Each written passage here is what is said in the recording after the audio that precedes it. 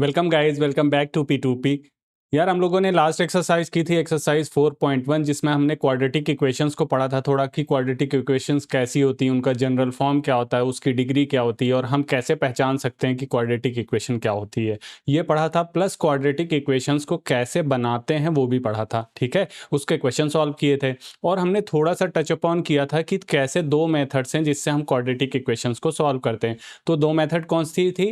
Factorisation method और दूसरी method थी डिस्क्रिमिनेंट मेथड।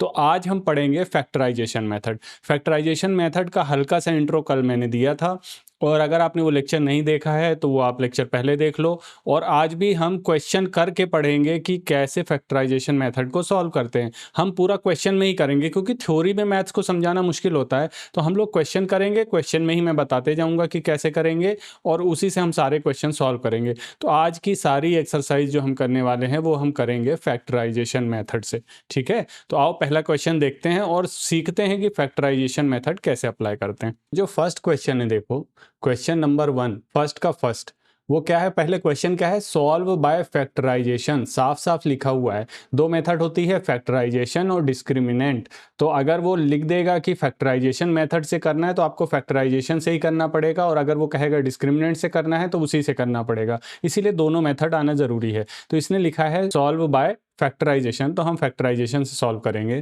तो लिखेंगे सॉल्यूशन। अब ये क्वेश्चन हमको अच्छे से समझना है। तो x square minus 3x minus 10 is equals to 0। ये हो गई हमारी इक्वेशन। ठीक है ना, ये कौन सी इक्वेशन कहलाती है?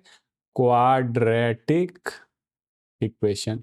क्यों? क्योंकि x की पावर 2 है, इसीलिए क्या कहलाती है? Quadratic equation. ठीक है, और इसका जनरल टर्म क्या होता है? हम एक बार रिवाइज कर लेते हैं, x square plus b x plus c is equals to 0। ठीक है, तो यहाँ से अगर हम कंपेयर करें, देखो ये वहाँ पे नहीं लिखना है, ये सिर्फ मैं समझाने के लिए लिख रहा हूँ आपको कि क्या क्या मैं समझाना चाहता हूँ आपको। क्वेश्चन कैसे करेंगे वो मैं इधर करूंगा। ठीक है, देखो अगर हम कंपेयर करें तो एक्स स्क्वायर के साथ वाले को क्या बोलते हैं? ए। तो यहाँ पे एक्स स्क्वायर के साथ क्या है? कुछ नहीं है, मतलब 1 है। तो यहाँ पे ए कितना हो जाएगा? 1। समझ गए? बी कितना हो जाएगा? बी किसको बोलते हैं? जो एक्स के साथ है। तो एक्स के साथ कितना है? -3 है ना, साइन के साथ लेते हैं हमेशा। और सी कितना हो जाएगा? जो अकेला कांस्टेंट है, तो कितना है साइन के साथ? -10। आया समझ में? ए कितना है? 1। बी कितना है? -3। और सी कितना है? -10। इतना आ गया समझ में? हमेशा इससे कंपेयर करेंगे। जब आपकी प्रैक्टिस हो जाएगी तो आपको ऐसे लिखने की जरूरत नहीं, आप सीधे देख लोगे कि x के साथ जो है वो a है, y के साथ जो है वो b है और इसके साथ जो है वो c है। ठीक है, अब देखो हम करते क्या है फैक्टराइजेशन मेथड में। क्या करते हैं फैक्टराइजेशन में? ये जो b है, इस b को दो पार्ट में तोड़ते हैं। दो पार्ट में। b को कितने पार्ट में तोड़ना है? दो। बस सारा दिमाग यहीं लगाना है, क्वेश्चन बड़ा इजी रहता है। b को दो पार्ट में तोड़ता है, 3 है ना। तो b हमारा कितना है? -3 है, 3 नहीं है, -3 को दो पार्ट में तोड़ना है। कैसे? एक पार्ट ऐसा होना चाहिए कि प्लस या माइनस करें, प्लस या माइनस करें तो फिर से क्या बन जाए? -3। मतलब प्लस या माइनस करें तो फिर से -3 ही बनना चाहिए। और अगर मल्टीप्लाई करें उन दोनों पार्ट्स का, हमें कितने पार्ट्स में तोड़ना है? दो पार्ट्स में। तो अगर उन दोनों पार्ट्स का मल्टीप्लाई करें तो क्या बनना चाहिए? c इंटू ए। तो c कितना है? देखो यहाँ पे -10 इंटू ए कितना है? 1, मतलब -10। आया समझ में? हर क्वेश्चन में यही करना है, हर क्वेश्चन में। फिर से बता रहा हूं, देखो यहां से बता रहा हूं फिर से। हमें बी को कितने पार्ट में तोड़ना है? दो पार्ट में। बी को हमने तोड़ा दो पार्ट में। मान लेते हैं कि फर्स्ट पार्ट ये है और सेकंड पार्ट ये है। तो अगर हम फर्स्ट प्लस सेकंड करें या फर्स्ट माइनस सेकंड करें, समझ गए? या प्लस कर रहे हो दोनों का या माइनस कर रहे हो, तो क्या बनना चाहिए? फिर से क्या बन जाना चाहिए? बी। समझ गए? ये देखो -3 को हमने दो पार्ट में तोड़ा, तो ये प्लस करो या माइनस करो तो फिर से बी ही बनना चाहिए, मतलब -3 बनना चाहिए। और या तो क्या करो, फर्स्ट इंटू 2 करो, जब मतलब जो दो पार्ट्स हैं अगर उनका मल्टीप्लाई करो तो आपका बनना चाहिए सी इंटू ए। सी इंटू ए करके देख लेना। तो यहाँ सी था -10 और ए कितना था? 1, तो -10 बनना चाहिए। अब देखो हमें -3 को तोड़ना है, -3 को दो पार्ट में। तो आप हमेशा मल्टीप्लाई वाला टर्म देखोगे ना तो आपको जल्दी से समझ में आएगा। मल्टीप्लाई वाला टर्म देखोगे तो आपको 10 लाना है, मल्टीप्लाई करोगे तो 10 आना चाहिए। आप वो बी मत देखो, पहले मल्टीप्लाई देखो तो आपको क्लियर रहेगा। मल्टीप्लाई में हमें क्या आना चाहिए? -10।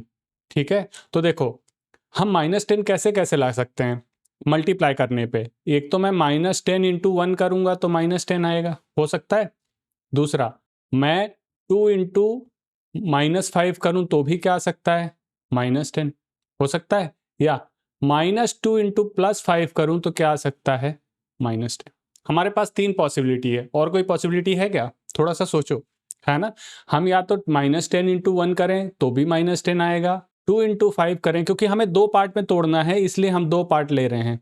अभी ये मत देखो कि किसको तोड़ना है, हम सिर्फ ये देख रहे हैं कि 2 पार्ट में तोड़ना है, तो हम 2 ऐसे पार्ट ढूँढ रहे हैं कि -10 आए। तो -10 में 1 का मल्टीप्लाई करूँ, या कहें -1 में भी 10 का मल्टीप्लाई करूँ तो भी क्या आएगा? -10। तो ये हो गया, ये हो गया। दूसरा, 2 इंटू -5 करूँ तो -10 रहे, और -2 इंटू 5 करूँ तो भी क्या रहेगा? -10। बट दूसरी कंडीशन क्या है? हमें -10 तो मिल जाएगा। दूसरी कंडीशन क्या है कि अगर इन दोनों को प्लस या माइनस करूँ तो क्या बनना चाहिए? -3। वही टर्म दोबारा बन जाना चाहिए। -3 को ही तोड़ा है ना हमने, तो अगर हम 2 चीज़ों को में लिख रहे हैं, मतलब मान लो देखो, हम 2 को तोड़ दें 2 पार्ट में, 2 को 2 पार्ट में तोड़ दें तो हम किस-किस में तोड़ेंगे? 1 और 1, तो जब हम प्लस करेंगे तो फिर से क्या बनेगा? 2। आया समझ में? है ना? या इसको और तोड़ सकते हैं 2 पार्ट में, कैसे? 3 और -1, 2 पार्ट अभी भी है ना, 2 को मैंने 2 पार्ट में तोड़ा, 3 और -1, तो कितना? अभी भी जब मैं 3 प्लस 1 करूँगा, लेकिन ये 1 काहे का है? माइनस का है, तो ये हो जाएगा 3 - 1 दैट मीन्स 2। आया समझ में? इसी को और 2 को मैं और कितने, जैसे मैं इसको लिख सकता हूँ 10 -8 लिख सकता हूँ 2 पार्ट में, कैसे? 10, जब इसको मैं प्लस करूँगा तो 10 -8, अभी भी 10 -8 कितना लिखा हुआ है? 2। समझ गए? 2 पार्ट में तोड़ना है, लेकिन बनना वही चाहिए, ठीक है? तो एक कंडीशन तो ये है कि 2 पार्ट में तोड़ो और वही बनना चाहिए। दूसरी कंडीशन क्या है? C इंटू A आना चाहिए, ठीक है? तो देखो, अगर मैं 3 को यहाँ से, अगर मैं 3 को -5 इंटू 2 तोड़ूँ, -5 इंटू 2 तोड़ूँ, तो जब मैं प्लस या माइनस करूँगा तब, या आप प्लस ही याद रखो, प्लस करूँगा तो -5 प्लस 2 कितना बचेगा? -3। बन गया वापस से वही बनाना था। जब प्लस या माइनस करें तो वही बनना चाहिए, और जब मल्टीप्लाई करेंगे दोनों का, तो -5 इंटू 2 कितना बचेगा? -10। तो मल्टीप्लाई करने पे क्या बनना चाहिए था? C इंटू A क्या बनना चाहिए था? -10। बन गया दोनों? आया समझ में? तो ऐसे ही हमको हमेशा क्या करना है, ये जो बीच वाली टर्म है इसको तोड़ना है 2 पार्ट में। बीच वाली टर्म को 2 पार्ट में तोड़ना है, कैसे? प्लस करें या माइनस करें तो क्या बन जाना चाहिए? वही बन जाना चाहिए, और जब मल्टीप्लाई करें तो क्या बनना चाहिए? C into A। अब देखो, यहाँ से हम लिखेंगे, सॉल्व करेंगे तो हम क्या करेंगे? एक्स स्क्वायर, हमारे पास है x square -3x -10 is equal to 0। अब एक्स स्क्वायर मैं इसको लिखूंगा -3x की जगह अब 2 पार्ट लिखूंगा, -5x। ये किस किस में तोड़ा है? -5 में और 2 में, तो -5x और +2x -10 इज इक्वल टू 0। देखो, इस 3 की जगह हमने लिख दिया -5x + 2x। अभी भी क्या लिखा हुआ है एक तरीके से? देखो, मगर मैं -5x + 2x करूंगा तो अभी भी एक तरीके से क्या लिखा है? -3x ही लिखा हुआ है ना, सिर्फ मैंने उसको 2 पार्ट में तोड़ा है। 2 पार्ट में क्यों तोड़ा है? ताकि उसका मल्टीप्लिकेशन क्या आ सके? C इंटू A, ठीक है? अब देखो, यहां से हमने लिखा है x square -5x + 2x -10 is equal to 0। यहाँ भी x है, यहाँ भी x है, x कॉमन ले लो, x बाहर आया तो एक x बाहर आ गया तो एक x अंदर बचा, माइनस इसके साथ वाला x बाहर चला गया तो यहाँ 5 बचा, x -5 प्लस यहाँ से 2 कॉमन लो, ठीक है? 2 बाहर लिया तो एक 2 तो बाहर चला गया, इसके यहाँ से बचा x माइनस, और 2 इंटू 5, 2 5 जार 10 इज इक्वल टू 0। अगर मैं 2 को अंदर ले जाऊंगा तो फिर से, मतलब कॉमन लेने का मतलब होता है भाग देना, कॉमन लेने का मतलब होता है डिवाइड करना। तो मैंने 2 को बाहर ले लिया, 2 को कॉमन ले लिया, तो 2 से डिवाइड करोगे तो ये 5 बचेगा ना, तो 2 ये x -5 बचा। अब देखो, इन दोनों जगह पे देखो x -5 दोनों जगह है, तो अब x -5 कॉमन ले लो, x -5 कॉमन लिया तो अंदर क्या बचेगा? x और +2 बचेगा इज इक्वल टू 0। तो एक बार क्या करेंगे? x -5 को 0 को इक्वल रखेंगे, एंड एक बार क्या करेंगे? x + 2 को 0 रखेंगे। तो x इज इक्वल टू, ये 5 उधर जाके प्लस का हो जाएगा, तो एक बार x इज इक्वल टू क्या है आंसर? 5, और एक बार आंसर आया x इज इक्वल्स टू -2। तो x की कितनी वैल्यू आई? 2। कल हमने पढ़ा था कि जितनी डिग्री होती है एटमोस्ट, मतलब ज़्यादा से ज़्यादा, एटमोस्ट या मैक्सिमम उतने ही रूट हो सकते हैं। तो हमारी जो क्वाड्रेटिक इक्वेशन होती है ax² + bx + c, उसकी डिग्री कितनी होती है? 2। तो उसके मैक्सिमम कितने रूट हो सकते हैं? 2। एक 5 और एक -2। मैक्सिमम बता रहा हूँ मैं, मिनिमम तो एक भी नहीं हो सकता है, लेकिन मैक्सिमम रूट्स कितने हो सकते हैं? 2। आया समझ में ये क्वेश्चन? बस आपको दिमाग में बैठा लेना है कि बीच वाली टर्म को तोड़ना है। बीच वाली टर्म को 2 पार्ट में तोड़ना है। कैसे? कि जब प्लस या माइनस करें तो वही बीच वाली टर्म बने, और जब मल्टीप्लाई करें तो c × a बने। हम क्वेश्चंस करेंगे हर बार और तोड़ना सीखेंगे। जितना प्रैक्टिस करोगे, पता है, फिर आप क्वेश्चन देखोगे और फट से तोड़ दोगे। मतलब इतना सोचने की जरूरत ही नहीं पड़ेगी। ठीक है, तो हम इसी का सेकंड करके देखते हैं। फर्स्ट का second, 2x² + x - 6 is equals to 0। ठीक है, अब देखो सॉल्यूशन हमें फैक्टराइजेशन से ही करना है। हमारे पास इक्वेशन क्या है? 2x² + x - 6 is equals to 0। Side में, साइड मतलब ये हमारे दिमाग में चलना चाहिए, वहां मत लिख के आ जाना। ये हम दिमाग में सोच रहे हैं कि हमारी बेसिक इक्वेशन क्या होती है? ax² + bx + c is equals to 0। a कितना हो जाएगा इस इक्वेशन के हिसाब से? a कितना हो गया? 2। b कितना हो गया? x के साथ जो है, तो x के साथ क्या है? 1, मतलब कुछ नहीं है, मतलब 1 है। और c कितना हो गया? c हो गया -6। आया? तो अब हमको इसको तोड़ना है, 1 को। b को तोड़ना रहता है हमेशा, जो x के साथ है उसको तोड़ना है। b को तोड़ना है 2 पार्ट में, है ना? तो एक पार्ट में तो फिर से क्या बन जाना चाहिए? 1 बन जाना चाहिए। ये कब होगा? जब प्लस या माइनस करेंगे तो फिर से क्या बनना चाहिए? 1। और जब मल्टीप्लाई करेंगे, करेंगे तो क्या बनना चाहिए? c × a। c कितना है? -6। और a कितना है? 2। ठीक है, तो कितना होना चाहिए? -12। तो 2 पार्ट ऐसे ढूंढना है कि -12 उसका मल्टीप्लिकेशन आना चाहिए, -12, है ना? 2 पार्ट ऐसे ढूंढना है कि उसका मल्टीप्लिकेशन क्या आना चाहिए? -12, है ना?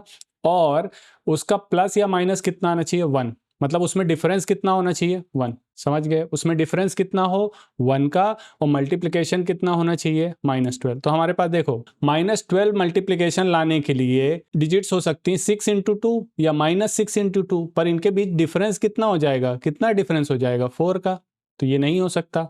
ऐसे ही -12 लाने के लिए और कुछ हो सकता है? 4 × 3 ये हो सकता है, इसमें 1 का डिफरेंस है। ठीक है, तो हम कैसे तोड़ेंगे इस 1 को? 4 और 3 में। ठीक है, लेकिन कैसे? देखो, 4 और 3 लिखेंगे तो ये तो प्लस का 12 बचेगा। ठीक है, 4 और 3 लिखेंगे तो किसका होगा? प्लस का 12 होगा ना।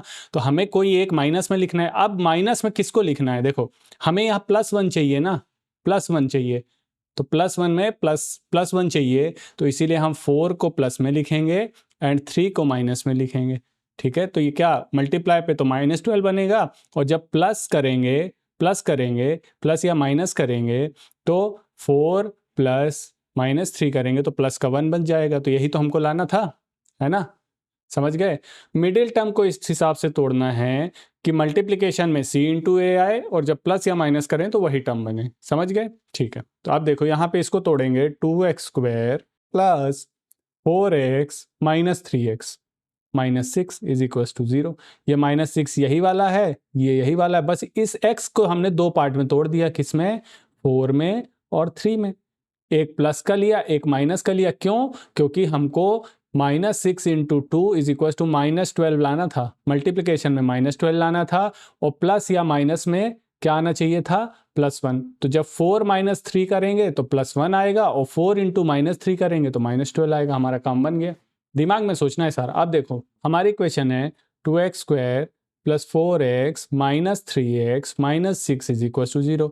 यहाँ से 2 भी कॉमन, दोनों जगह से 2 कॉमन आ सकता है, और x भी कॉमन आ सकता है। तो यहाँ मैं 2x कॉमन ले लेता हूँ। ठीक है, 2x कॉमन लिया तो 2 तो बाहर आ गया, एक x भी बाहर आ गया, तो x बचा, प्लस यहाँ से 2 जब बाहर लिया तो एक और 2 बचेगा, है ना? 2 × 2 = 4, और x तो बाहर चला गया है, तो x + 2 बचेगा।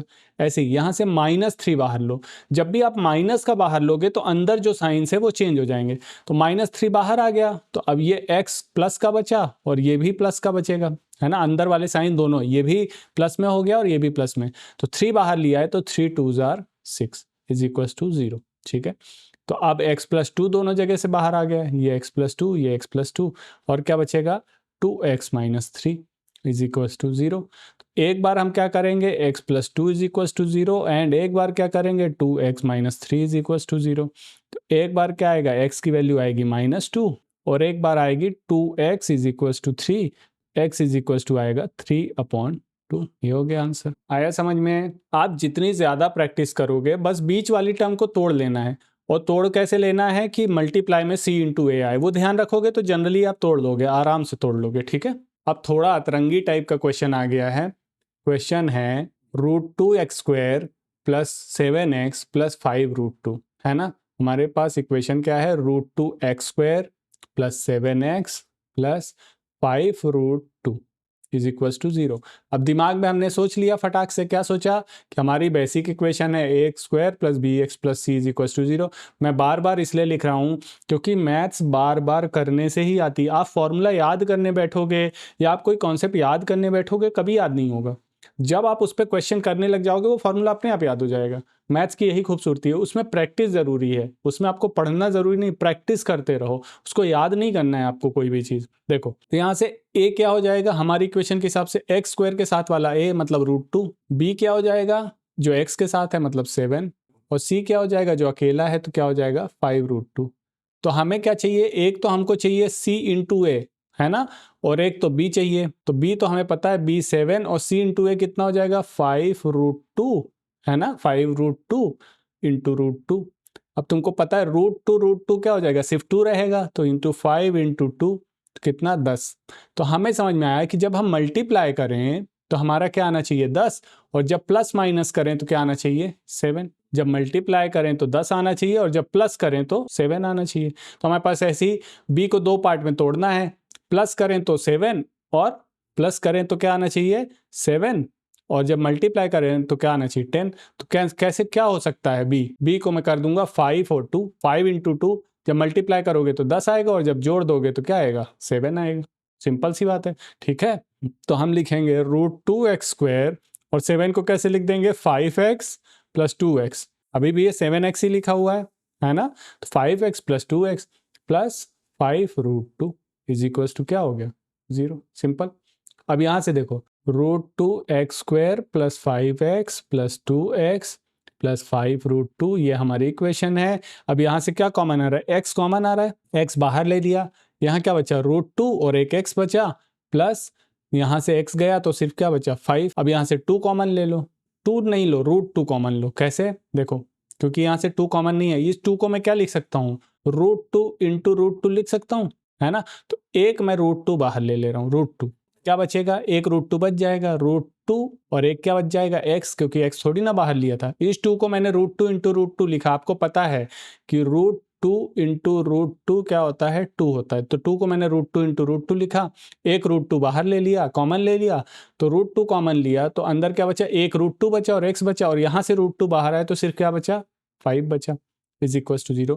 जनरली ये दोनों सेम ही बचते हैं तभी तो हम कॉमन ले पाएंगे। ठीक है, तो अब इन दोनों में से क्या कॉमन आएगा √2x प्लस 5 और x प्लस √2, इन दोनों में से ये कॉमन आए तो x प्लस √2 बचा इज इक्वल टू 0। तो एक बार क्या करोगे √2x प्लस 5 को रखोगे 0 और एक बार क्या रखोगे x प्लस √2 को क्या रखोगे 0। तो यहाँ से क्या आएगा √2x इज इक्वल टू -5, तो x इज इक्वल टू क्या आएगा -5/√2। एक तो ये आ गया, दूसरा यहाँ से क्या करोगे तो x की वैल्यू क्या आ जाएगी -√2। ठीक है, तो दो आंसर क्या है -√2 और -5/√2। सिंपल सा क्वेश्चन है, बीच वाली टर्म को तोड़ना है दो पार्ट में, प्लस करने पे वही बननी चाहिए और मल्टीप्लाई करने पे c इंटू ए बनना चाहिए, बस और कुछ ध्यान नहीं रखना है इसमें। फोर्थ क्वेश्चन देखो, फोर्थ क्वेश्चन क्या कह रहा है, फोर्थ क्वेश्चन में इक्वेशन दी है 2x² minus x plus 1/8 is equal to 0। चाहो तो ऐसे ही सॉल्व कर लो, चाहो थोड़ा सिंप्लीफाई कर लो। तो 2x² minus x plus 1/8 is equal to 0। अब इसको हम थोड़ा सा सिंप्लीफाई कर लेते हैं। ठीक है, सिंप्लीफाई करेंगे, इसके नीचे कुछ नहीं है मतलब 1 है, 1 है। अब एलसीएम क्या आया 8, यहाँ 2x², यहाँ पे कुछ नहीं था तो 8 का मल्टीप्लाई होगा, यहाँ 8 का मल्टीप्लाई होगा, यहाँ तो 8 ऑलरेडी था तो किसी चीज़ का मल्टीप्लाई नहीं होगा। ठीक है, तो ये क्या बचा देखो 16x² minus 8x plus 1 is equals to, ये वाला 8 उधर जाके मल्टीप्लाई में जाएगा 8 इंटू 0, क्या आएगा 16x² minus 8x plus 1 is equal to 0। ये हमारी नई इक्वेशन बनी है ना, ये इक्वेशन नहीं बनी। हमें ये इक्वेशन दी हुई थी, हमने इसको थोड़ा सा सिंप्लीफाई करके ये कर लिया, क्योंकि इसमें अपॉन में था तो हम मल्टीप्लाई करते तो उसमें हमें और बहुत सारा दिमाग लगाना पड़ता। अब हमारी इक्वेशन कैसी दिखने लग गई, जैसी हमारी जनरल फॉर्म होता है। तो जनरल फॉर्म कैसा होता है, ax² plus bx plus c is equal to 0। इसके हिसाब से a कितना है, x² के साथ वाला 16, b कितना है -8 और c कितना है 1। तो हमारा b है -8 और c इंटू a निकालना रहेगा। c इंटू a कितना है, 16 इंटू 1 इज इक्वल टू कितना हो जाएगा 16। अब देखो हमारा जोड़ने पर क्या बनना चाहिए -8 और मल्टीप्लाई करने पर क्या बनना चाहिए 16 प्लस 16। तो ऐसे दो नंबर्स हो सकते हैं। तो -8 को मैं अगर -4 और -4 में तोड़ देता हूँ, ये जो -8 है इसी को तोड़ना है ना, तो मैंने इसको तोड़ दिया -4 और -4 में। -4 में तोड़ा, तो जब जोड़ेंगे -4 प्लस -4, तो -4 क्या होगा -8, वही बन गया है ना। और जब मल्टीप्लाई करेंगे तो -4 इंटू -4 क्या होगा +16, यही तो चाहिए। तो हम इसको लिखेंगे 16x² -8x की जगह क्या लिखेंगे -4x plus 1 is equal to 0। बस इतने में ही तुम्हारा सारा दिमाग लगाना है, बाकी इक्वेशन तो बहुत ईजी है। सिर्फ तुमको तोड़ना कितना है और धीरे धीरे प्रैक्टिस करोगे तो अपने आप तोड़ना आ जाएगा। तोड़ने पे प्लस करने पे बीच वाला स्वयं बन जाना चाहिए और मल्टीप्लाई करने पे c इंटू a बन जाना चाहिए। अब देखो यहाँ से क्या कॉमन आ रहा है, x कॉमन आ रहा है दोनों से और 4 भी कॉमन आ रहा है। 4 और x दोनों ले लिया, 4 और x, तो यहाँ x तो बचा और 4 बचा, क्योंकि 4 4 जा 16 है ना, 4x और यहाँ से 4x पूरा कॉमन ले लिया तो -1 बचा। अब यहाँ से फिर से -1 कॉमन लो, -1 मतलब कुछ भी नहीं लिया है, तो ये क्या बचेगा 4x -1। कैसे, मैंने तुमको बताया है कि जब भी माइनस कॉमन लेंगे तो अंदर का साइन चेंज हो जाएगा। तो -1 हमने -1 कॉमन ले लिया तो अंदर का साइन ये 4x बचा और ये प्लस था तो ये माइनस हो गया, तो इज इक्वल टू 0। तो अब ये दोनों कॉमन ले लो तो 4x -1, इधर भी क्या बच गया 4x -1 इज इक्वल टू 0। तो 4x -1 is equal to 0, 4x -1 is equal to 0, 4x is equal to 1, तो x इज इक्वल टू 1/4, इधर भी वही आएगा x इज इक्वल टू 1/4। तो दो रूट क्या आ गए 1/, ठीक है। सॉल्व बाय फैक्टराइजेशन देखो कितना छोटा है, 6-7 लाइन में आपका क्वेश्चन खत्म हो जाएगा। और ये क्वेश्चन 4 नंबर का आता है, 4 नंबर का, 2 नंबर का, 3 नंबर का, ये क्वेश्चंस आते हैं, ठीक है। और इसमें क्वेश्चन बड़ा ही इजी है अगर तुम तोड़ना सीख जाओ। अभी डिस्क्रिमिनेंट मेथड से इसी को जब करने जाएंगे ऐसे ही क्वेश्चन, तो वो 2 पेज का जाएगा तुम्हारा, क्योंकि उसमें फॉर्मूला लगाना पड़ेगा और भी बहुत सारी कहानी करनी पड़ेगी। तो डिस्क्रिमिनेंट मेथड ईजी है लेकिन लंबा बहुत है, और अगर क्वेश्चन में फैक्टराइजेशन से ही करने का बोल दिया तो आप कुछ कर ही नहीं सकते हो। इसीलिए फैक्टराइजेशन मेथड सीखो, तुरंत क्वेश्चन सॉल्व होता है, तुरंत, ठीक है। इसका 5th करते हैं, फर्स्ट का 5th 100x² -20x plus 1 is equal to 0। Solve, दिमाग में बैठाओ क्या है, देखो ये है 100x² -20x plus 1 is equal to 0, ax² plus bx plus c is equal to 0। यहाँ a कितना हो जाएगा 100, b कितना हो जाएगा -20 और c कितना हो जाएगा +1। तो हमें b क्या हो जाएगा -20 और c इंटू a कितना हो जाएगा 100 इंटू 1 मतलब 100। मतलब हमें मल्टीप्लाई में 100 लाना है और प्लस में क्या लाना है -20 लाना है। तो आ सकता है ना, -20 को मैं 2 पार्ट में तोड़ दूँ, -10 और -10, -10 और -10। तो जब -10 और -10 को प्लस करेंगे तो ये कितना हो जाएगा -20, और जब -10 और -10 का मल्टीप्लाई करेंगे क्या हो जाएगा 100, सिंपल, ठीक है।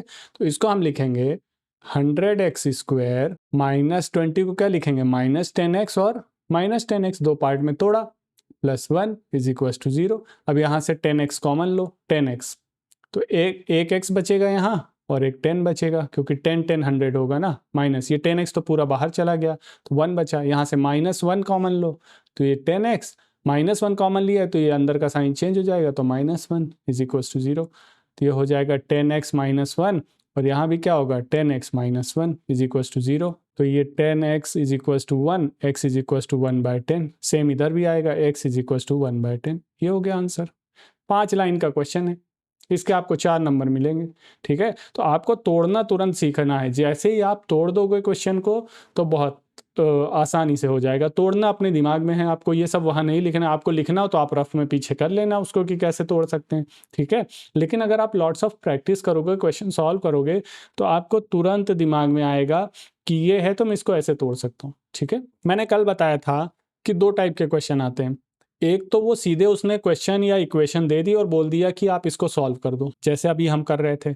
लेकिन दूसरे टाइप का क्वेश्चन क्या आता है कि अगर उसने बोला, उसने कोई बहुत सारा कहानी दी आपको कि भाई रमेश है, सुरेश है, फलाना है, ढिकाना है, और उससे आपको पहले इक्वेशन बनानी पड़ेगी और उसको फिर सॉल्व करना पड़ेगा। वो और थोड़ा सा टफ हो जाएगा, समझ गए। तो ये जो क्वेश्चंस आते हैं जिसमें जनरली इक्वेशन दी हुई रहती है और उसको फिर सॉल्व करना रहता है, सिर्फ इक्वेशन दी और सॉल्व कर दो तो वो कम नंबर में आता है। और जिसमें कहानी रहती है, जिसमें पहले हमको इक्वेशन बनानी है और फिर सॉल्व करना है, तो वो थोड़े ज़्यादा नंबर का आता है। कल हमने एक्सरसाइज की थी जिसमें हमने इक्वेशंस बनाई थी, सीखा था इक्वेशंस कैसे बनाते हैं, क्वाड्रेटिक इक्वेशन। तो अब जो सेकेंड क्वेश्चन है उसमें पहले हमको इक्वेशन बनानी है, क्वेश्चन दिया रहेगा और उसके बाद हम उसको सॉल्व करेंगे, ठीक है। तो आओ देखते हैं सेकेंड क्वेश्चन में क्या कह रहा है और फिर उसके बाद चलते हैं आगे। देखो क्वेश्चन क्या कह रहा है। क्वेश्चन समझ लोगे तो इक्वेशन बनाना बहुत ईजी है, क्वेश्चन ही समझ में नहीं आया तो कुछ नहीं कर पाओगे। देखो क्या कह रहा है, जॉन एंड जीवंती 2 लोग हैं, together has 45 marbles. John and Jeevanti के पास टुगेदर, दोनों के पास मिलाकर कितने कंचे हैं? 45 कंचे हैं, ठीक है। Both of them lost 5 marbles, दोनों के पास से 5-5 मार्बल्स हार गए या गुम गए, जो भी हो गए। बोथ ऑफ देम, दोनों के पास। शुरू से जॉन एंड जीवंती के पास टोटल कितने मार्बल्स हैं? 45, ठीक है। तो ईच उसके बाद क्या हुआ, दोनों ने कितने मार्बल्स घुमा दिए? 5। Both of them lost 5 marble, घुमा दिए। And product of marbles they now have, घुमाने के बाद उनके मार्बल्स का प्रोडक्ट कितना आ रहा है? 124, है ना। तो हमको निकालना है कि how many marbles they have in starting, शुरू में उनके पास कितने मार्बल्स थे। फिर से क्वेश्चन बता रहा हूँ, क्वेश्चन क्या कह रहा है, जॉन एंड जीवंती जो दोनों थे उनके पास टोटल 45 मार्बल्स थे, ठीक है ना। जॉन के पास और जीवंती के पास मिला के 45 मार्बल्स थे। फिर दोनों ने 5-5 मार्बल्स घुमा दिए, जितने उनके पास शुरू में थे उसमें से 5-5 घुमा दिए। अब जो बचे हैं उन दोनों मार्बल्स का प्रोडक्ट कितना है? वो है 124। तो हमको मार्बल्स शुरू में कितने थे वो निकालने। अब देखो क्वेश्चन कैसे शुरू करेंगे। लेट, हम मान लेते हैं let John has x marbles in starting. शुरू में जॉन के पास कितने थे? x मार्बल्स, समझ गए।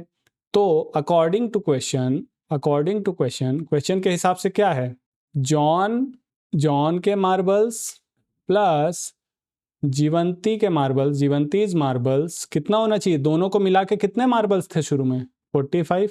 आया समझ में। हमने जॉन के मार्बल कितने माने? x। अब क्वेश्चन में दिया था कि जॉन के मार्बल प्लस जीवंती के मार्बल टोटल मिला के शुरू में कितने थे? 45। तो जॉन के मार्बल कितने अज्यूम किए हमने? x। तो जीवंती के पास कितने हो जाएंगे शुरू में? Jeevanti's marbles is equals to कितना आएगा? Jeevanti's marbles is equal to 45 minus x. तो हम लिखेंगे जीवंतीज मार्बल्स इन स्टार्टिंग, शुरू में स्टार्टिंग आर 45 माइनस एक्स। आया समझ में। यहाँ पे जॉन के मांगने मैंने मार्बल्स एक्स। देखो यहाँ पे ये सिंपल सा कॉन्सेप्ट क्या है, मान लो शुरू में आपके पास 10 मार्बल्स होते, ठीक है ना, उसमें से 5 होते जॉन के पास, या मान लो 3 होते जॉन के पास, 3 होते जॉन के पास, तो जीवंती के पास कितने होते? 10 माइनस 7, है ना। 10 माइनस 3 मतलब 7। तो यही तो लिखा हुआ है कि टोटल अगर 45 मार्बल्स हैं और अगर x मार्बल्स जॉन के हैं तो जीवंती के कितने होने चाहिए? देखो यहाँ पे 10 टोटल थे, 3 जॉन के थे, तो कितना होना चाहिए? 10 माइनस 3, टोटल में से उतना घटा दिया जितने जॉन के पास थे, तो वही तो जीवंती के पास होंगे। तो यहाँ कितना हो जाएगा? 45 माइनस एक्स। वही लिखा है हमने, थोड़ा सा उसको मैथ्स की लैंग्वेज में किया है, ठीक है, इतना। अब दूसरी कंडीशन क्या दी है, both of them lost 5 marbles, दोनों के कितने मार्बल गुम गए? 5। तो हम लिखेंगे after losing 5 marbles, after losing 5 marble घुमा दिए, तो जॉन वुड हैव कितने मार्बल बचेंगे उसके पास? पहले x थे, 5 घुमा दिए तो 5 कम हो जाएंगे ना उससे, x माइनस 5 मार्बल्स। और जीवंती के पास कितने होंगे? जीवंती वुड हैव कितने मार्बल होंगे जीवंती के पास? पहले 45 माइनस एक्स थे अब उसमें से और कितने कम हो जाएंगे, 5, तो ये हो जाएगा 45 माइनस एक्स माइनस 5, तो 45 में से 5 गए तो 40 माइनस एक्स। समझ गए, ये फर्स्ट ये सेकंड, यहाँ तक कोई दिक्कत तो नहीं है। अब इसमें देखो क्या बोला है, product of the marbles they now have, मतलब ये वाला जो अब मार्बल हैं उन दोनों का प्रोडक्ट कितना बोल रहा है, 124। बस हो गया, क्वेश्चन खत्म। देखो अब अकॉर्डिंग टू क्वेश्चन क्या होना चाहिए, product of their marbles they now have, तो जॉन के मार्बल्स इंटू जीवंती के मार्बल का प्रोडक्ट कितना दिया है, 124। तो मल्टीप्लाई करो इसको, तो x into 40 minus x into x minus 5 into 40 minus minus क्या हो जाएगा, plus 5 into x is equal to 124। ये हो जाएगा 40x minus x square minus 200 plus 5x is equal to 124। अब ये 40x प्लस 5x, तो ये कितना हो जाएगा, 45x minus x square minus 200 is equal to 124। सबको उधर ले जाओ सबको, तो ये माइनस 45x हो जाएगा उधर जाके, है ना, और ये प्लस का एक्स स्क्वायर हो जाएगा, ये प्लस का 200 हो जाएगा, और ये प्लस का 124 तो पहले से था, इज इक्वल टू क्या हो जाएगा, 0। तो ये हो जाएगा, अगर मैं एक्स स्क्वायर को पहले लिख दूँ, x square minus 45x plus 2, ये दोनों मिला के हो जाएंगे 324 इज इक्वल टू 0। ये हमारी इक्वेशन बनी थर्ड, ठीक है। और ये कौन सी इक्वेशन है, क्वाड्रेटिक इक्वेशन। अभी तक हमको सीधे ये दे देता था, यही देता था, सीधे ऐसी इक्वेशन देता था और बोलता था क्या करो, सॉल्व कर दो। समझ गए। अब हमको क्या करना पड़ा, हमको क्वेश्चन पढ़ना पड़ा, क्वेश्चन पढ़ने के बाद इक्वेशन बनानी पड़ी, और इक्वेशन बनाने के बाद अब हम इसको सॉल्व करेंगे, ठीक है। और सॉल्व हम वैसे ही करेंगे। तो हमारी इक्वेशन कैसी है, x square minus 45x plus 324 is equal to 0। तो हमारे दिमाग में क्या आया, a कितना है यहाँ पे 1 एक्स स्क्वायर के साथ, b कितना है माइनस 45 और c कितना है 324। तो हमें दो पार्ट चाहिए, एक चाहिए c इंटू ए और एक चाहिए b। तो b कितना है माइनस 45 और c इंटू ए कितना हो जाएगा 324 इंटू 1 मतलब 324। तो मल्टीप्लाई करने पे इतना आना चाहिए और प्लस माइनस करने पे माइनस 45। तो इसको दो पार्ट में तोड़ो, तो एक टूटेगा 36 माइनस 36 और एक टूटेगा माइनस 9, ठीक है। अब ये कैसे टूटेगा ये आप देखो, 36 इंटू 9 करो, ये आ गया 324। तो जब हम माइनस 36 और माइनस 9 का मल्टीप्लाई कर रहे हैं तो आ रहा है 324, और जब हम इसको जोड़ रहे हैं दोनों को तो माइनस 36 प्लस जोड़ रहे हैं जब दोनों को तो माइनस 36 माइनस 9 तो कितना आ रहा है माइनस 45, फिर से वही बन जा रहा है, यही तो करना होता है।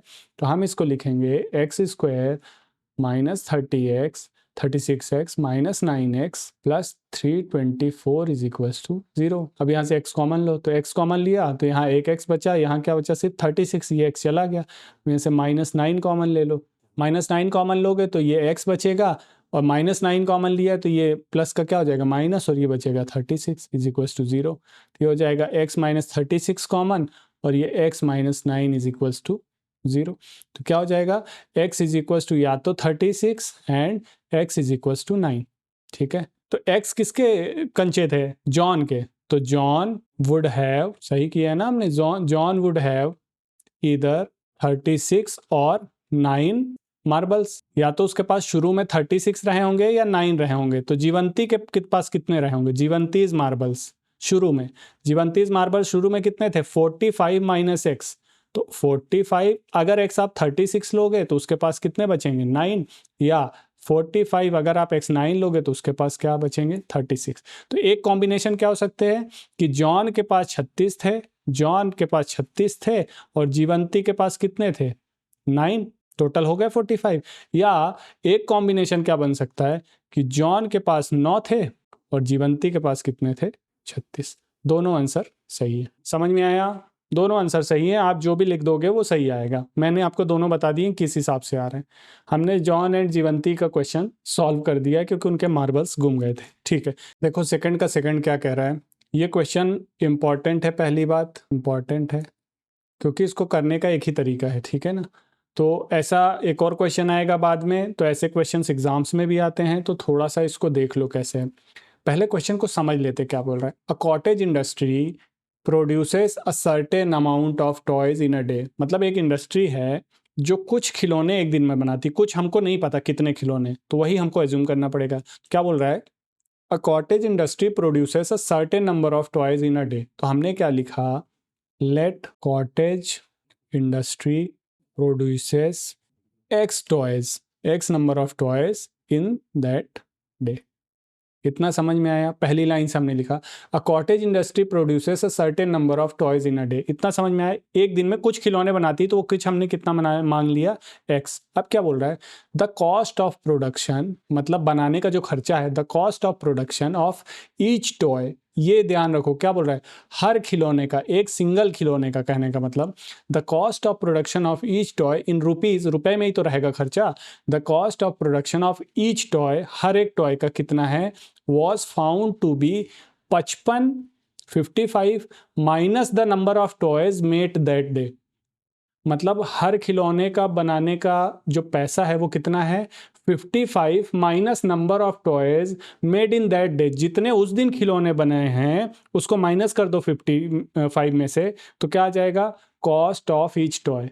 फिर से बता रहा हूँ, उसने बोला है कॉस्ट ऑफ ईच टॉय, मतलब हर खिलौने के बनाने का खर्चा कितना है, 55 minus number of toys made that day. तो जितने खिलौने उस दिन बने हैं उसको माइनस कर दो 55 से, ठीक है। तो क्वेश्चन के हिसाब से according to question, according to question क्या है, according to question cost of production of each toy, हम हर टॉय की बात कर रहे हैं, cost of production of each toy is equals to कितना होगा, 55 minus number of toys made that day. जी उस दिन कितने खिलौने बने, तो हमने कितने माने, उस दिन खिलौने कितने बने, x. Cottage industry produces x toys in that day, तो हमने कितने माने, एक्स। आया समझ में ये लाइन कहाँ से आई, कॉटेज इंडस्ट्री में कितने खिलौने बने उस दिन, हमने माने एक्स खिलौने बने। क्वेश्चन में ही दिया हुआ था कि cost of production of each toy, her toy का प्रोडक्शन का कॉस्ट कितना होगा, 55 माइनस जितने उस दिन में खिलौने बने। तो ये हो गई सेकंड इक्वेशन। फिर और आगे क्या कह रहा है, on a particular day total cost of production was 750। Total cost of production क्या होगी, 750। तो देखो टोटल कॉस्ट कैसे आएगी, टोटल कॉस्ट ऑफ प्रोडक्शन हम कैसे लिखेंगे, टोटल कॉस्ट कैसे आती है हमेशा, एक की कॉस्ट मल्टीप्लाइड बाय जितना भी आइटम है। जैसे बोल रहे हैं कि एक चॉकलेट जो है वो 2 रुपए की है, एक चॉकलेट 2 रुपए की है, तो 5 चॉकलेट कितनी हो गई, 10 रुपए की। हमने क्या किया, हमने लिखा 1 chocolate is equal to 2 rupees. तो 5 चॉकलेट कितने की, क्वेश्चन, तो हमने क्या किया, 5 चॉकलेट ली और उसको कितने से मल्टीप्लाई कर दिया, 2 रुपए से, मतलब उसकी कॉस्ट से। तो टोटल कॉस्ट ऑफ प्रोडक्शन क्या आएगा, कॉस्ट ऑफ 1 टॉय, एक टॉय का, और जितने टॉय होंगे, नंबर ऑफ टॉयज, यही होगा cost of production. Total cost of production कितनी होगी, cost of each toy, 1 toy, या इसी को क्या लिखें, cost of each toy into number of toys. तो कॉस्ट ऑफ ईच टॉय कितनी है हमारे पास, 55 minus x into number of toys कितने हैं, एक्स। आया समझ में, हाँ। तो टोटल कॉस्ट ऑफ प्रोडक्शन उसने दिया है 750।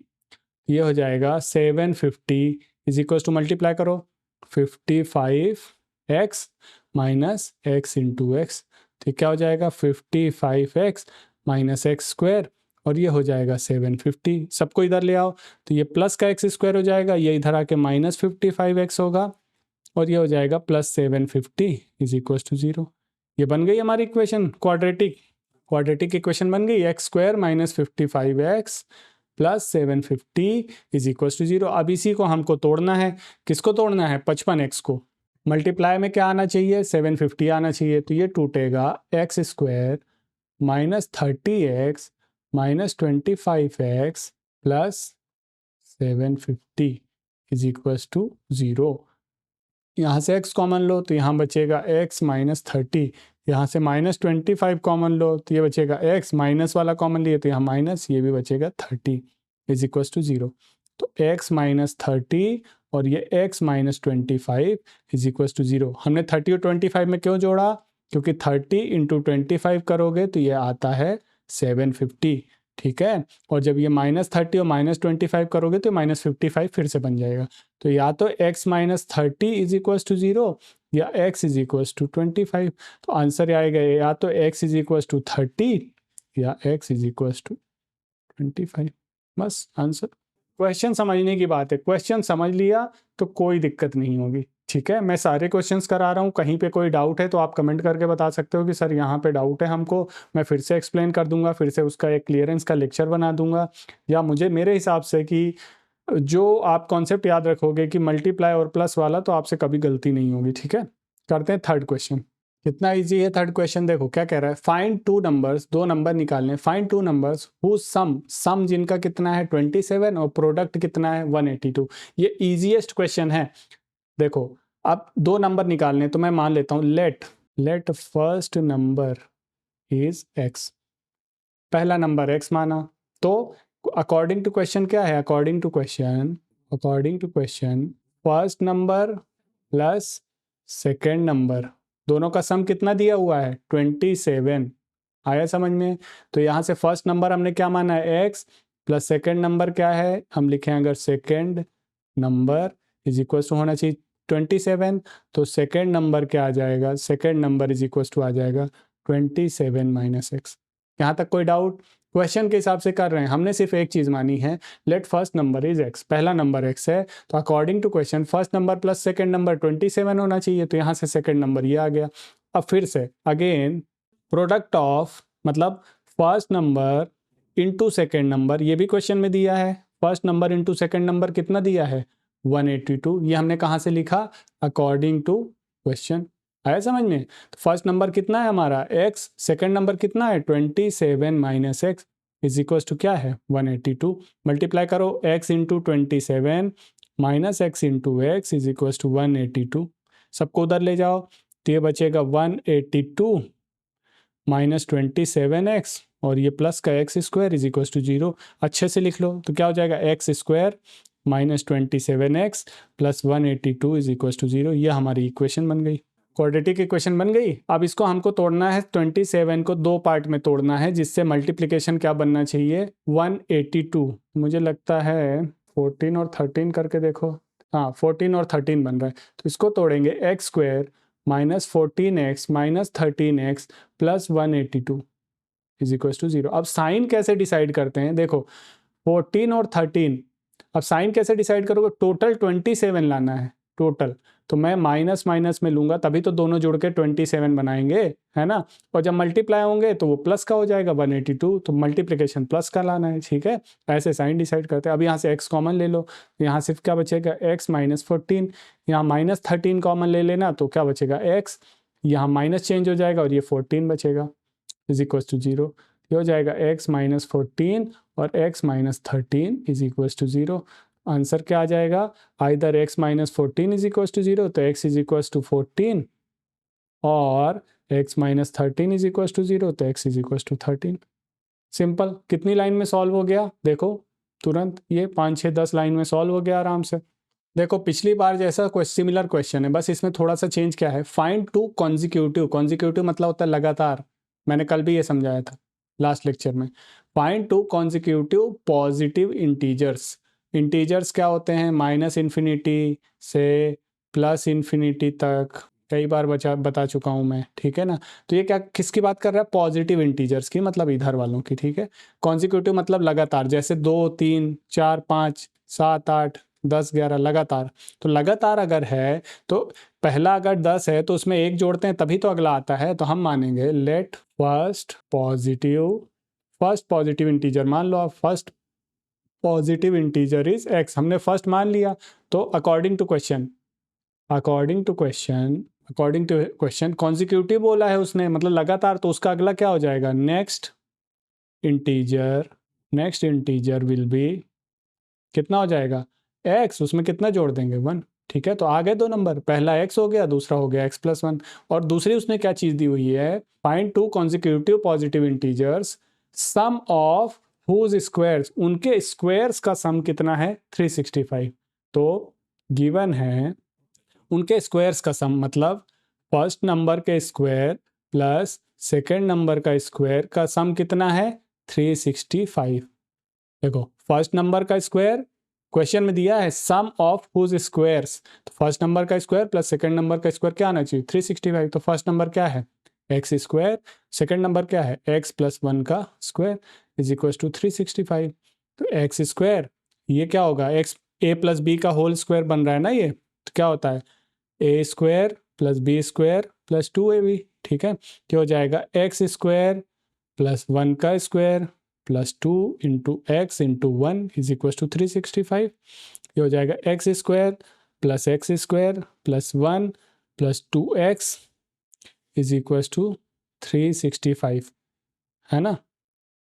तो ये हो जाएगा 2x square plus x square 2x square plus 2x, इसको इधर लेके आओ, plus 1 minus 365 is equal to 0। तो हो जाएगा 2x square plus 2x minus 364 is equal to 0। यहाँ तक। अब देखो सब में से 2 कॉमन आ रहा है, 2 मतलब 2 बाहर ले लो, तो यहाँ क्या बचेगा, सिर्फ x स्क्वायर बचेगा, यहाँ बचेगा सिर्फ x। कॉमन लेने का मतलब होता है भाग देना, तो इसमें से 2 करो तो 2 1 जार 2, 2 8 जार 16, 2 2 जार 4 इज इक्वल टू 0। तो ये बचेगा, ये 2 उधर जाके 0 हो जाएगा, x square plus x minus 182 is equal to 0। ये हमारी इक्वेशन बन गई। अब इसको x को तोड़ना है कि मल्टीप्लिकेशन आना चाहिए 182, तो ये आएगा एक्स स्क्वायर प्लस 14x, अभी पिछले में ही करा था हमने, 14x minus 13x minus 182 is equal to 0। पिछली बार हमें 182 ही लाना था, लेकिन बीच में माइनस 27 था, तो हमने दोनों को क्या लिया था, एक माइनस 14 लिया था, एक माइनस 13 लिया था, है ना। अब इस बार क्या है, 182 लाना है, लेकिन इस बार प्लस 1 लाना है बीच में, तो मैं एक को प्लस को 14 का ले लेता हूँ माइनस 13, ठीक है। तो जब मैं प्लस करूंगा तो सिर्फ प्लस 1 बचेगा, और जब मैं मल्टीप्लाई करूंगा तो माइनस 182 बचेगा, ठीक है। तो बस ऐसे ही दिमाग लगाना है। तो x, तो ये बचेगा x प्लस 14, ये माइनस 13 कॉमन लूंगा तो ये बचेगा x plus 14 is equal to 0। Minus 13 लिया तो ये प्लस हो गया, यहाँ से x प्लस 14 और ये x minus 13 is equal to 0। तो यहाँ से आएगा x plus 14 is equal to 0 और x minus 13 is equal to 0। x is equal to minus 14 और x is equal to plus 13। अब यहाँ पे देखो, ये आंसर नहीं हो सकता। क्यों नहीं हो सकता? ये कह रहा है कि हमारी पहली संख्या कितना है, माइनस 14, है ना, यही कह रहा है। लेकिन क्वेश्चन में हमको दिया है कि हमारे जो संख्याएं हैं वो कैसी हैं, कौन सी लगातार हैं और पॉजिटिव इंटीजर हैं। थोड़ा सा ये ध्यान रखना, क्वेश्चन क्या कह रहा है, हमारी जो संख्याएं हैं वो लगातार और पॉजिटिव हैं। तो एक आंसर हमारा क्या आ गया, निगेटिव। तो निगेटिव संख्या होनी चाहिए, तो हम लिखेंगे this can not be our solution. ये हमारा सोल्यूशन नहीं हो सकता। तो हमारा सोल्यूशन क्या है, x इज इक्वल टू 13। तो पहला नंबर क्या आ गया, फर्स्ट नंबर आया 13। तो सेकंड नंबर क्या था, सेकंड नंबर था x प्लस 1 था, तो 13 प्लस 1 तो कितना हो जाएगा 14। तो आ गए, दोनों पॉजिटिव भी आ गए और दोनों लगातार भी आ गए। आया समझ में? ठीक है। अब चलते हैं फिफ्थ की तरफ। देखो फिफ्थ क्वेश्चन क्या कह रहा है, the altitude of right angle triangle. Right angle triangle की बात हो रही है, हमने 9th क्लास में पढ़ा है, 6th में, 7th में। राइट एंगल ट्रायंगल कैसा होता है, ऐसा, जिसमें एक एंगल कैसा होता है 90 डिग्री का। ये एंगल कितने का होता है, 90 डिग्री का, उसको बोलते हैं राइट एंगल ट्रायंगल, ठीक है। जब भी राइट एंगल ट्रायंगल होता है तो एक चीज होती है एल्टीट्यूड, एल्टीट्यूड, या इसी को हम बोलते हैं परपेंडिकुलर। एल्टीट्यूड को ही क्या बोलते हैं, परपेंडिकुलर। एक होता है हमारा बेस और एक होता है हमारा हाइपोटेनियस, है ना। तो देखो क्वेश्चन क्या बोल रहा है, the altitude of right angle triangle, मतलब इसकी बात कर रहा है, the altitude of right angle triangle is 7 centimetre less than it's base. Base से कितना कम है, 7 सेंटीमीटर, ठीक है। इफ हाइपोटेनियस इज 13 सेंटीमीटर, तो हाइपोटेनियस इसने सीधे दे दिया है 13 सेंटीमीटर, ठीक है। लेकिन जो एल्टीट्यूड है वो बेस से 7 लेस है, तो हम करेंगे लेट, हम बेस मान लेते हैं, let base of triangle, base कितना मान लिया, x सेंटीमीटर। तो अकॉर्डिंग टू क्वेश्चन एल्टीट्यूड कितना हो जाएगा, एल्टीट्यूड इज इक्वल टू कितना बोला उसने, the altitude of right angle triangle is 7 centimetre less than it's base. Base से 7 सेंटीमीटर कम, x से कितना कम है, 7, तो हो जाएगा एल्टीट्यूड हो जाएगा x माइनस 7 सेंटीमीटर। इतने में तो कोई डाउट नहीं है, हमने बेस एज्यूम कर लिया और क्वेश्चन के अकॉर्डिंग एल्टीट्यूड इतना है। और हमें क्या गिवन है, गिवन है hypotenuse is equals to 13 centimetre, ये गिवन है। अब वो हमसे बोल रहा है कि बेस कितना होगा और एल्टीट्यूड कितना होगा। मतलब हम अगर x की वैल्यू निकाल लेंगे तो हमको बेस पता चल जाएगा और एल्टीट्यूड भी पता चल जाएगा। तो अब देखो, हमें एक राइट एंगल ट्रायंगल की प्रॉपर्टी होती है जिसको हम बोलते हैं पाइथागोरस थ्योरम पता है ना, पाइथागोरस थ्योरम, वो क्या कहता है? अगर ये चीज़ याद नहीं आएगी तो क्वेश्चन सॉल्व नहीं कर पाओगे। पाइथागोरस थ्योरम क्या बोलती है? हाइपोटेनियस का square is equals to perpendicular का स्क्वायर प्लस बेस का स्क्वायर। ये बहुत बेसिक थ्योरम है जो हमने कई बार पढ़ी है। हाइपोटेनियस का square is equals to perpendicular का स्क्वायर प्लस बेस का स्क्वायर। रख दो यहाँ पे। तो हाइपोटेनियस कितना है? 13 का स्क्वायर। परपेंडिकुलर मतलब वही क्या चीज़? एल्टीट्यूड। तो एल्टीट्यूड कितना है? x माइनस 7 का स्क्वायर प्लस बेस कितना है? x, तो उसका स्क्वायर। आया समझ में? बस यही था क्वेश्चन में जो भी था। 13 का स्क्वायर होता है 169। ये हो जाएगा a square plus B square minus 2ab, क्योंकि ये a माइनस बी का होल स्क्वायर है, प्लस ये x स्क्वायर। ठीक है, ये हो जाएगा x स्क्वायर प्लस 7 7 जा 49 minus 14x plus x square. अब सबको इधर ले लो एक तरफ, तो ये हो जाएगा, इधर हो जाएगा 0। ये x square plus x square कितना हो जाएगा? Plus 2x square. ठीक है, माइनस ये वाला 14x, ये प्लस 49 और ये उधर जाके माइनस 169। ठीक है, अब देखो 0 इज इक्वल्स टू क्या हुआ? 2x स्क्वायर माइनस 14x और ये प्लस 49 माइनस 169, तो ये बचेगा माइनस 120। अब इसको सही से लिखें तो 2x square minus 14x minus 120 is equals to 0।